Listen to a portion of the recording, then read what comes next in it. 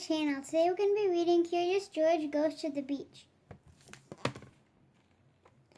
This is George. He lived with his friend, the man with the yellow hat.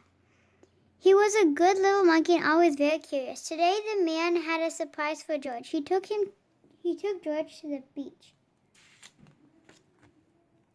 They found a spot on the warm sand. Then another surprise. George saw his friend Betsy. "Look, Betsy," her grandmother said. "It's Curious George." But Betsy did not even smile. She had never been in the ocean before. She was scared. "I know you're a good swimmer," the man told her. "You'll be fine once you get in the water feeling better." Betsy walked toward the shore with her grandmother. George helped spread the beach blanket and set aside their lunch. He was looking forward to a picnic, but it was not yet time to eat. It was time to play. In no time, George was having fun. He learned a new game. He dug in the sand, and he made a new friend. Monkeys are good at making friends.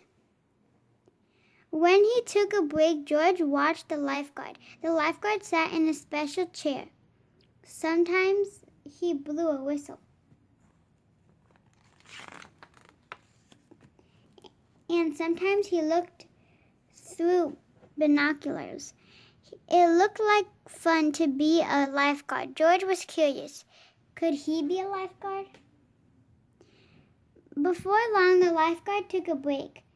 Here was George's chance. Watching the crowd from up in the special chair, George felt just like a lifeguard. He looked through the binoculars. There was a lot to see at the beach. He saw seagulls flying high above, and he saw Betsy on the shore below. She still had not been in the water. Then the lifeguard saw George. "Hey," he yelled, "there is no place for a monkey." George thought it was a fine place for a monkey, but he did not want to cause trouble, so he climbed down. Back at the beach blanket, George was hungry for a snack. No one could miss just one cracker, thought George. He took one out and put it on a napkin. It looked good. Now, if only he had some cheese. Oh no, what happened to his cracker? Well, he would just have to get a new one. George found another cracker, then turned back around. But now his cheese was gone. Who could be taking his snacks? George was curious. He put down his cracker and waited. Now George saw who was taking his treats. It was a seagull, and he was still hungry. George took out another cracker, and the bird took it right out of his hand. What fun to feed a seagull. George saw more seagulls down by the water. Betsy was there, too. George was curious. Could those seagulls be hungry? Indeed, they were hungry. Soon a whole flock had gathered. George could not feed them fast enough. Luckily, Betsy was glad to help. Out of the blanket came more crackers, cookies, and cake, and even the bread for sandwiches.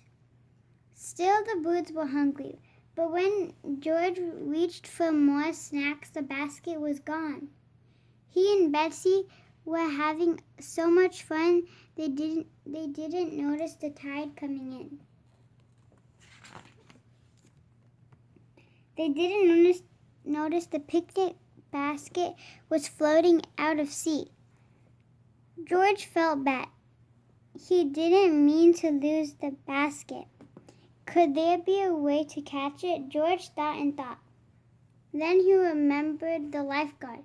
George was no lifeguard, but to save the basket, he knew just what to do. Quickly, he found a float and carried it to the water. Jumping aboard, George began to paddle. He paddled out a little farther and a little farther and a little farther, until finally he reached the basket. Betsy cheered. Then, as George paddled back to the beach, Betsy swam out to meet him. Everyone was glad to see George safe on the shore. The lifeguard, who had seen everything from his chair, said that was some rescue. George felt proud. The man with the yellow hat picked up the basket. He was curious. "George, is this our basket?" he asked. Poor George. After all that, the basket was empty. There would be no picnic on the beach, and it was all his fault. Then Betsy's grandmother said, "Won't you join us for lunch? We have plenty, and look, now we have a reason to celebrate." Thanks to George. They did have a reason to celebrate.